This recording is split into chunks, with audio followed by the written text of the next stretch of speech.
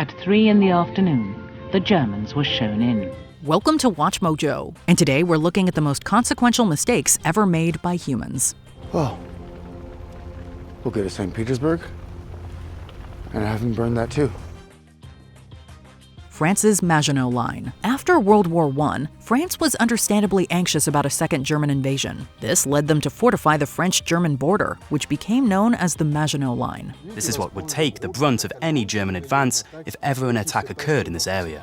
It was a huge strategic blunder, since Germany decided to simply walk around it. This allowed them to invade France in less than 2 months, also due to brutally efficient blitzkrieg tactics. Germany had already invaded through the Low Countries in World War I, so their plan could have been predicted. It also expected World War I-era trench warfare, when in reality, warfare had changed significantly. It cost France billions, convincing many that it was a major factor in Germany's initial wartime success. The Maginot Line, this architectural feat, built to protect the borders, became a symbol of the French defeat of 1940. Alexander the Great leaves no heir. When it came to carving out an empire, Alexander was unsurprisingly great at it. What he did for the world was just absolutely extraordinary.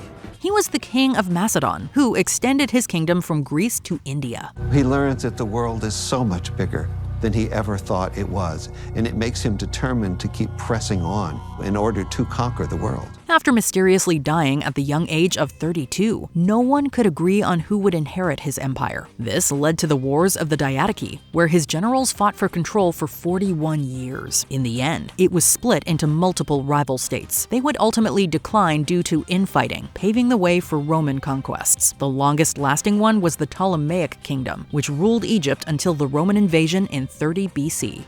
Hiring Anglo-Saxons. Take this next entry with a grain of salt, as it comes from a period particularly lacking in sources. The cost of building the kind of imperial power Rome has in the Mediterranean world were enormous. The costs on Roman society were incalculable, and the bill had to be paid. While the Western Roman Empire was crumbling in the 5th century, it supposedly hired Anglo-Saxons to defend the nation. Their threats were mainly Picts, Scots, and Saxon pirates. When Rome couldn't help, an unnamed Romano-British tyrant enlisted Saxons for help in the 440s. This tenuous alliance supposedly went south when they weren't properly supplied. The Britons rallied to a new leader, Ambrosius Aurelianus. Eventually, in 500, the Britons were successful at a monumental battle. The only sources we have for this lived decades after these events, making their authenticity questionable. Empires are bound to go up and down, to rise and to fall. Remaining idle after Lehman Brothers files for bankruptcy. The 2008 financial crisis was a major economic stressor, affecting the entire globe. One contributing factor was the Lehman Brothers bankruptcy. I don't think anyone really expected a bank as big as Lehman to be in a position that it's in now. They held over $600 billion in assets, making it the largest bankruptcy filing in American history. Importantly, the U.S. government chose not to bail them out. I never once considered that it was appropriate to put taxpayer money on the line in resolving Lehman Brothers. It triggered a domino effect. Banks stopped lending, markets crashed, and then entire financial systems collapsed. Millions of people lost their jobs due to the economic crisis. It was part of the larger Great Recession, which caused huge GDP declines in the Western world. Many economists believe that a controlled bailout of Lehman Brothers could have prevented the panic. It's important to note here, Katie, that one reason the Fed and the Treasury did not inject government money in a deal to try to save Lehman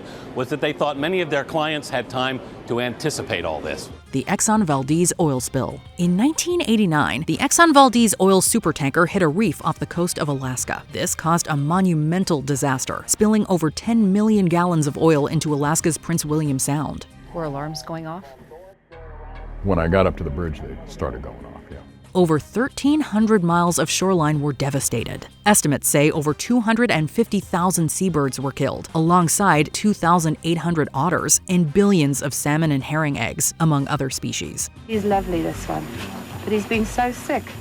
It was extremely difficult to clean, since the Prince William Sound isn't easily accessible. Exxon spent more than $3.8 billion in cleanup costs, but the effects still linger today and are likely to persist for decades. We need advocacy, because if we're not watching over and protecting ourselves, No one else will do it. Engineers working in inches. Among the scientific community, imperial units are often considered a joke, only really used by the United States. We interview scientists, engineers, and other researchers, but they live in a metric world. Compared to the metric system, it's a headache to convert between units. This difference in units eventually led to disaster in 1999. NASA tried to launch a $125 million orbiter to probe Mars, but the engineers at Lockheed Martin used imperial units. Everyone else involved used metric, the default among scientists. The error caused the probe to be permanently lost when entering Mars's orbit. In the end, NASA blamed itself for the miscommunication rather than the engineers. So while we know the root cause of just what went wrong, we'll never know exactly what happened to the Mars Climate Orbiter. The Battle of Toidleberg Forest. Our next entry is one of the most important disasters in Roman history. On September 9th, 9 AD, Roman general Publius Verus led 3 legions straight into a trap by the Germanic peoples. They were led by a Roman-trained chieftain Arminius. Of the 50 free Germanic tribes, about 10 lend their support to Arminius as he carefully outlines a plan to crush the Romans. This marked the end of Augustus's outward expansions. It happened near the Rhine River, which made this Rome's permanent boundary with Germany. Had Rome conquered Germania, it may have expanded the Latin language deeper into Europe. Germanic tribes developed independently and later played major roles in the Western Empire's collapse. Alternatively, it could have caused Rome to overexpand harder, thus triggering an earlier fall. Rome would venture west of the Rhine twice more on campaigns of vengeance, but it would never successfully colonize the free peoples of West Germany. Japan screws up Pearl Harbor. In December 1941, Japan launched a surprise attack on Pearl Harbor, an American naval base in Hawaii. A date which will live in infamy. Their main goals were to neutralize America's fleet, buy time to conquer territories like the Dutch East Indies, and then to finally shock them into a peace deal. This was because Japan knew they couldn't win a prolonged war. The attack had the opposite effect. It unified a divided America, which soon entered the global conflict. They've now awoken this, what many people call, sleeping giant. It also missed key targets like aircraft carriers, fuel depots, and repair yards. The Navy recovered quickly, then went on to ultimately destroy the Japanese Empire once and for all. The Fourth Crusade. The goal of the Fourth Crusade was to reach the Holy Land and recapture Jerusalem from the Ayyubid Sultanate. Instead, they besieged the Catholic city of Zara in 1202. Then, they went on to get mixed up in a Byzantine succession crisis, which did not go their way. With no emperor, the Byzantine nobles decided to reinstall Isaac II and the young Alexius as co-emperors. But the empire was bankrupt and Alexius couldn't repay the Crusaders. In response, they destroyed its capital, Constantinople, the heart of Eastern Orthodox Christianity. It's widely regarded as the most catastrophic of all the Crusades, which were all fairly chaotic. It didn't even reach the Holy Land, destroyed a Christian city, then fatally weakened the only Christian empire standing between Europe and Islam. This empire fell to the Ottomans, meaning the Crusaders only worsened the issues they sought to solve. The Byzantine Empire was then divided up. The Burning of Baghdad. For most of the medieval period, Baghdad was one of the greatest cities in the world. One of the most desired attractions to see once these foreigners arrived would be the Bait al-Hikmah, or the House of Wisdom. It was the largest library in the entire city and served as a remarkable influence for the contemporary advances in artistry, literature, astronomy, medicine, and more. That was until 1258, when it was destroyed by the Mongols. Genghis Khan's grandson Hulegu had an army 138,000 men strong, which he used to pacify Persia. It was catastrophic for the Persians, with their capital Baghdad getting decimated. The siege and subsequent destruction of Baghdad in 1258 was more than a loss for the Abbasids. It was more even than a loss for the Muslim world. It was the heart of Islam's golden age, home to thousands of scholars, scientists, artists, and philosophers. The Mongols burned libraries, killed scholars, and destroyed centuries of information. We'll never truly know how much was lost, but we'll always remember it as one of humanity's greatest tragedies. The fall of Baghdad was the fall of the center of a growing world and life for people around the world who trekked for days on end just to study at its House of Wisdom, and one that sadly, too many of us, have now forgotten. Kim Jong-nam goes to Tokyo Disneyland. Why would the young dictator of North Korea want to kill his own brother? Well, to understand North Korea, you really have to think of it as being an absolute monarchy, the Kim dynasty. The dynasty was founded by Kim Il-sung after the Second World War. When the old man died in 1994, his son, Kim Jong-il, ascended the throne.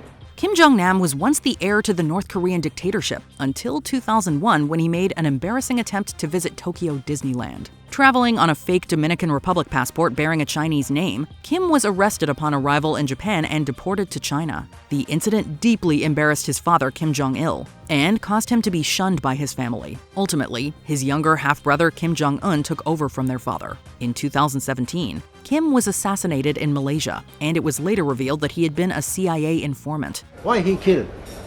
You don't know? Because his power is not stable. Last time Kim Jong-il, his father, he never killed people. But now, I don't think so. That's why he killed all the people. He cannot trust the people, right? He also supported reform and free market policies, which apparently contributed to him being passed over. Had he never attempted that fateful trip, perhaps North Korea's trajectory might have been different. After Jang Sang-tae executed it, killed it, after that, 1.5 years, only one time. I saw him. I was waiting for him, but he never came. It means his situation completely changed, be dangerous, and then the suffering for the money. Byzantine refusal to hire Orban. Praise to all of you, Engineer Orban. Thank you, my Sultan. Have a safe journey. The Roman Empire's final 2 centuries were their most difficult. By 1452, the Ottoman Empire already had its eyes on Constantinople, which prompted Hungarian siege engineer Orban to offer his cannons to the Romans. Unfortunately, they couldn't afford his services or provide the materials needed to construct his weapons. So, Orban took his business to the Ottomans, who happily took him on. Free from misfortune! Do not fail us in our mission! Let our courageous soldiers be victorious on the battlefield! He crafted the basilic, one of the largest cannons in history, requiring 90 oxen and 400 men to transport it. Its cannonballs, each weighing 1,200 pounds, devastated the Theodosian walls, which were impenetrable for about 800 years prior. The Ottoman Sultan also carried warships across the land, bypassing the harbor's Great Chain and giving them another huge advantage. Somebody hold the rope!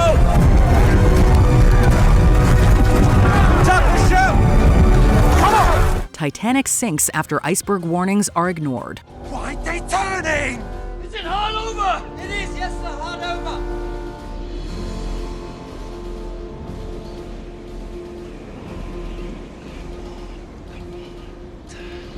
Many mistakes were made that caused the Titanic to sink, so it's difficult to pinpoint just one. Perhaps the most consequential, though, was turning hard to starboard when they spotted the iceberg, which extended the collision, creating a large gash that flooded 5 compartments. Had they struck the iceberg head-on, the bow would have been crushed, but only 1 or 2 compartments would have flooded. Note the time, enter it in the log.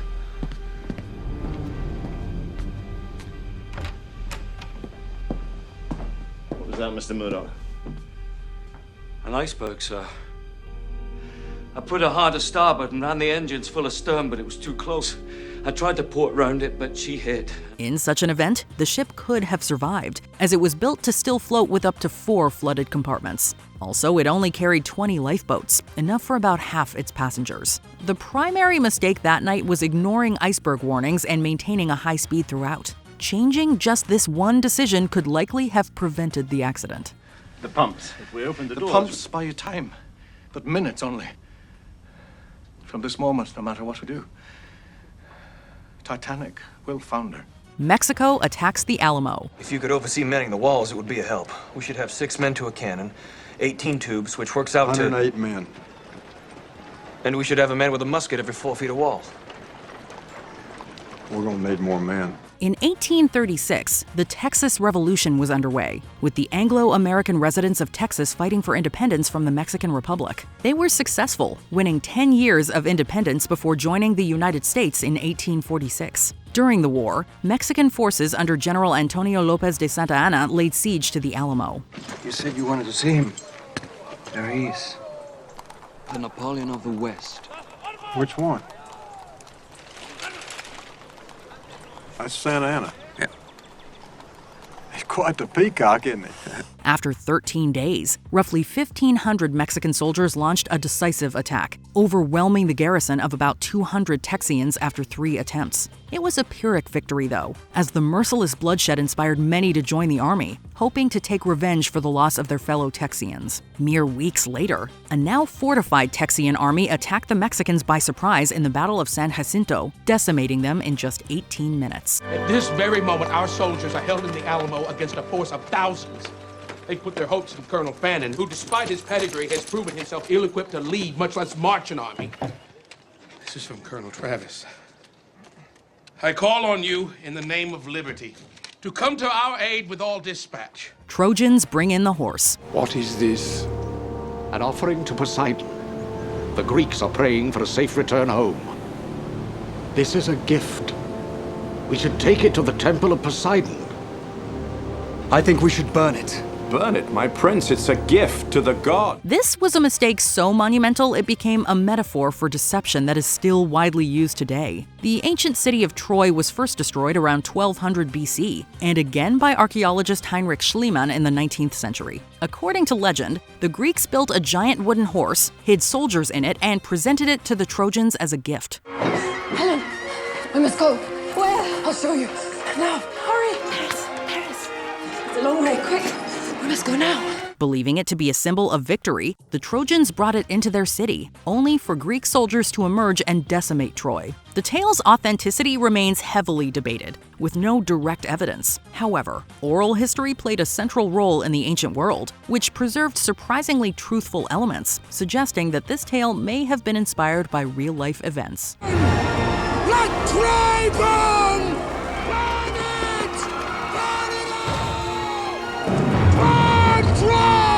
Caesar ignores warnings. Senator Varenus, I come about your grandson, Lucius.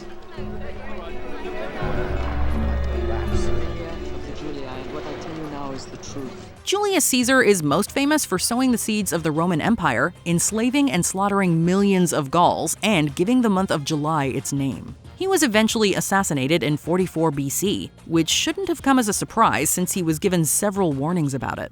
If I may, gracious Caesar, you were going to consider revoking my brother's exile. I'm still considering it.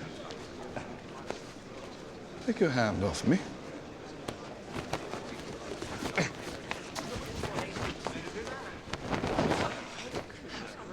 What are you waiting for? No! No!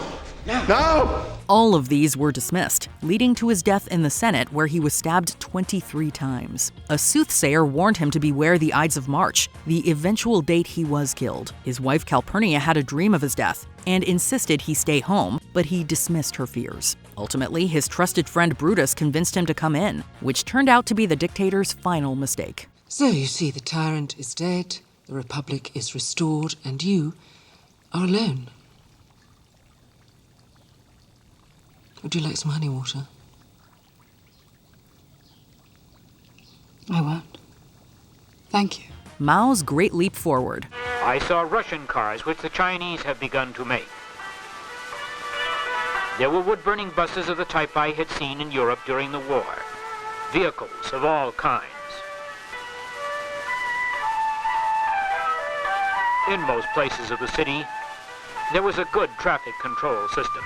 Mao Zedong was the founder of Communist China, who became leader of the CCP during the Long March, a pivotal event in the Second Sino-Japanese War. After Japan's defeat, he sought to industrialize China and finally recover from the century of humiliation. He believed rapid industrialization would help them catch up to the West, but it turned into a catastrophic failure. Here, oil is extracted from coal.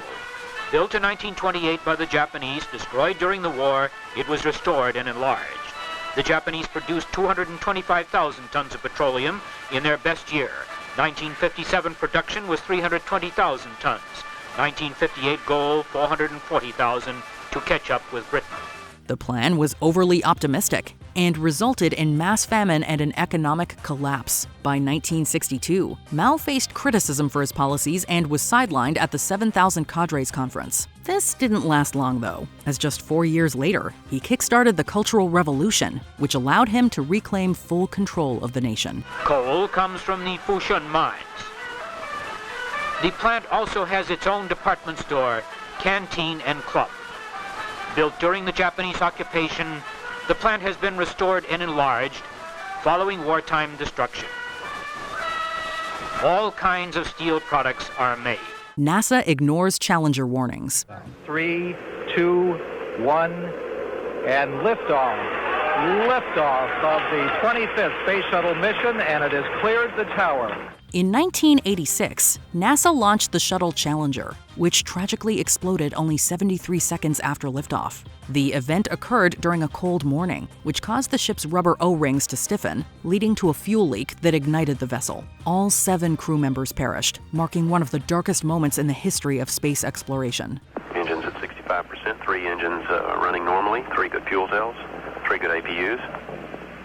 Engines throttling up, 3 engines now at 104%. Challenger, go at throttle up. Months earlier, several engineers, including Roger Beaujolais, had warned of an impending failure due to the O-ring's vulnerability to cold. Beaujolais even wrote a memo outlining this issue, but his concerns were completely ignored. Although a team was formed to address the problem, they lacked adequate support, and the launch proceeded, only to end disastrously, like Beaujolais predicted. America escalating tensions in Vietnam. It was a serious mistake for Kennedy to get involved, as he did, with American force in that part of the world, thinking that this great monolithic Soviet-style communism would rule the roost, when he could have played it differently, I believe, and fought it more subtly. The United States entered the Vietnam War following the Gulf of Tonkin incident, where North Vietnamese forces allegedly attacked the U.S. Navy in international waters. The event was framed as an unprovoked attack, but later evidence showed otherwise. The great word of the Vietnam War gave us was escalation, because it starts off with Kennedy sending in just 400 military advisors who are actually special forces, organizing and controlling the action, and then more go in. While the first attack remains debated, the second one was entirely fabricated. It devolved into a brutal war, which dragged on for years, causing thousands of American and Vietnamese deaths. Along the way, the United States committed atrocious war crimes, such as the My Lai massacre. Ultimately, the war ended in failure, all spurred on by an incident with very little evidence. He should have fought it with the limited aid he gave it initially, with the development of the special forces, the Green Berets as they're called, and other small tactical units, and not created this great surge of North Vietnamese resentment. Angering Genghis Khan. You still sing the same song, Temujin. Many voices carry it now. Not the Merkits. Outcast. I asked for this meeting in the hope that Mongol would not shed Mongol blood. Also that you might still join with me to spread the name of the Mongol nation. Many words can be used to describe Genghis Khan, one of history's most successful conquerors, but cool-headed isn't one of them. In less than 2 years, Genghis annihilated the Khwarezmian Empire. While there were a variety of factors that contributed to this invasion, the main one was an insult to his ambassadors. I promise you this, Jamuga. The Merkits will ride as part of the Mongol nation, or their land will be razed to the ground. Raised so that not even a lame horse would stumble walking across it. In 1218, the Khan sent a caravan to the empire, who were arrested and executed on suspicion of being spies. When Genghis sent diplomats to deal with the situation, the Khwarezmians refused to comply and beheaded the chief envoy. By 1221, their empire was shattered, and they had suffered somewhere between 2 and 15 million casualties. Maybe think twice before you insult one of history's most ambitious conquerors. I've lived to see it. That the tribes come together as one people.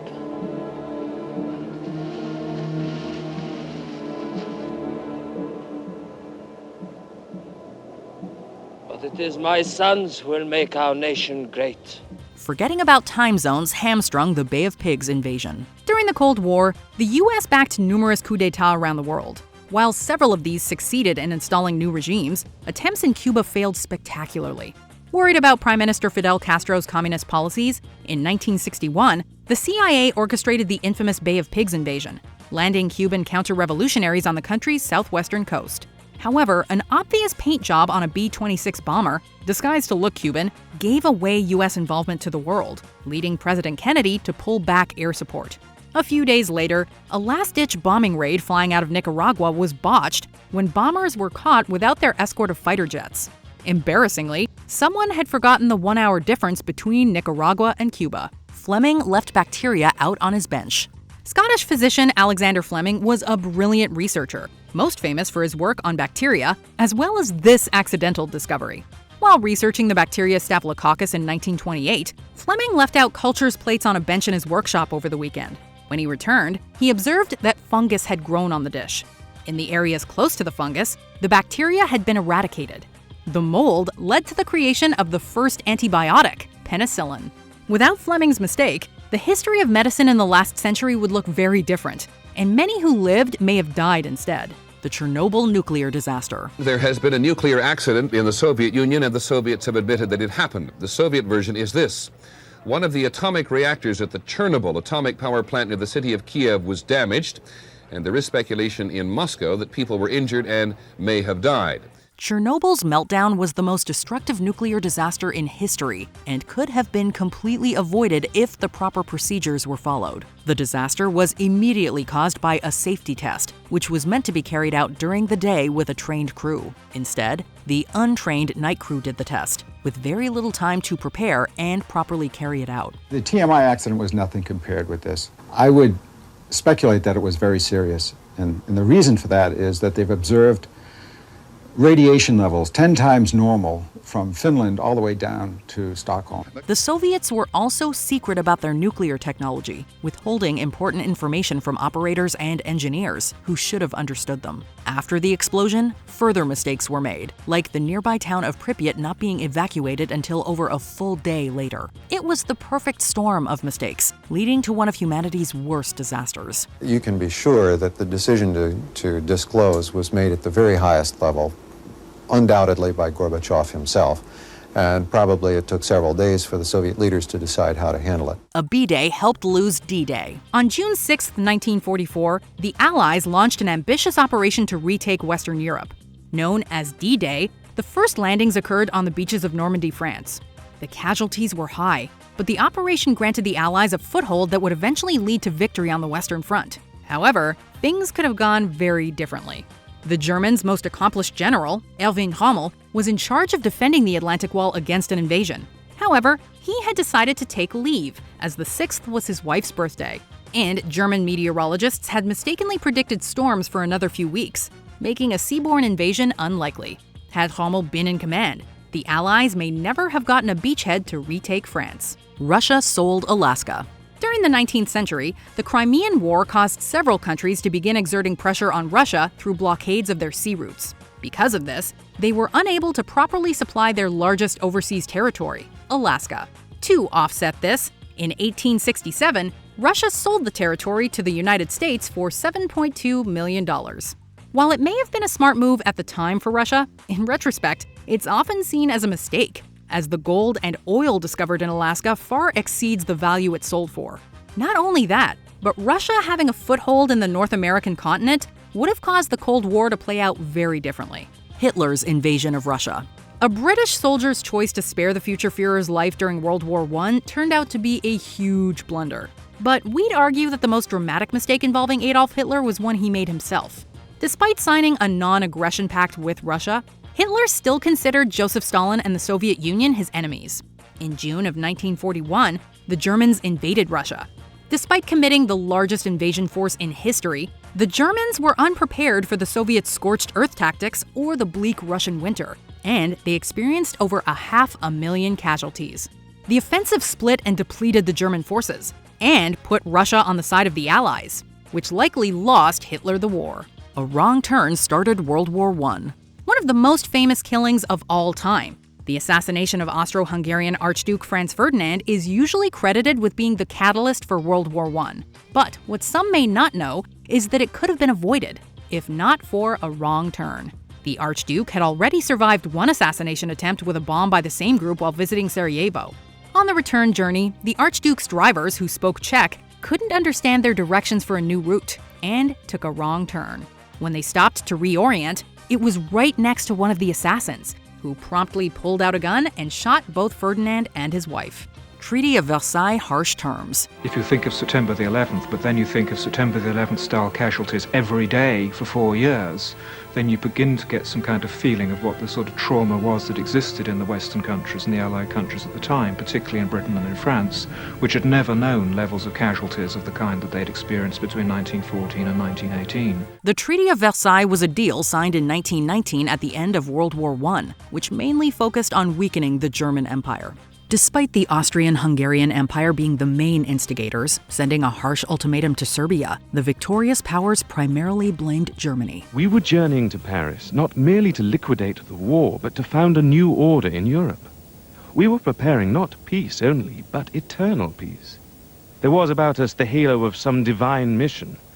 We must be alert, stern, righteous, and ascetic, for we were bent on doing great, permanent, and noble things. They had to accept full responsibility for starting the war, and were made to pay enormous reparations. This crippled their economy, and fostered resentment towards the victorious powers, which eventually led to Hitler's rise to power and World War II. If the Allies had adopted a less punitive approach, like the US did to Japan after World War II, the devastating Second War and the rise of Nazi Germany might have been alternate history. For 6 months, it was the closest we have ever had to a world government, and I don't suspect we'll ever have anything like it again. If you can imagine all the most powerful people in the world here, prime ministers, kings, presidents, foreign secretaries, plus all the people who came because they were here. Napoleon invades Russia. I must wipe away my melancholy and begin the march to Moscow. I've convinced the heads of Europe of this resolution, and so I command the combined forces of France, Austria, Italy, Germany, and Poland. I see nothing but success in my future. In 1812, Napoleon famously declared war on Russia, citing their refusal to comply with the continental system. He brought around 500,000 soldiers from all across Europe to the border, and proceeded to march them to Moscow. The Russian defense was confused with no planned resistance, with their eventual scorched earth tactic being largely improvised. I'm writing to you because I've just won a great battle today. Tomorrow we will resume our advance. Moscow is now only 200 miles away, and I think of you all the while. All yours. At the Battle of Borodino, Napoleon abandoned his usual cunning tactics and ordered a direct assault instead. The French won and Moscow was taken, but Little Boney never received the peace deal he expected. Eventually, winter took hold, and Napoleon embarked upon one of history's most disastrous retreats, costing him his army and ultimately his empire. Fortune has abandoned me. I know that it is what fate has for me. Your words rattle in my head. I am nothing without you. Before we continue, be sure to subscribe to our channel and ring the bell to get notified about our latest videos. You have the option to be notified for occasional videos or all of them. If you're on your phone, make sure you go into your settings and switch on notifications. Christopher Columbus was bad at math. This Italian explorer was long portrayed as a hero and the discoverer of the Americas. Nowadays, a lot more attention has been paid to his brutal treatment of indigenous peoples. But his most celebrated feat, sailing across the Atlantic Ocean in search of Asia, actually came about due to his mistaken belief that the Earth is a lot smaller than it really is. He arrived at this conclusion by using a mishmash of different estimates, as well as his own erroneous beliefs. If not for Spain's dire need for spices, he probably never would have gotten a single ship, much less 3. What do you think was history's biggest blunder? Let us know in the comments section below. In Paris, the celebrations began.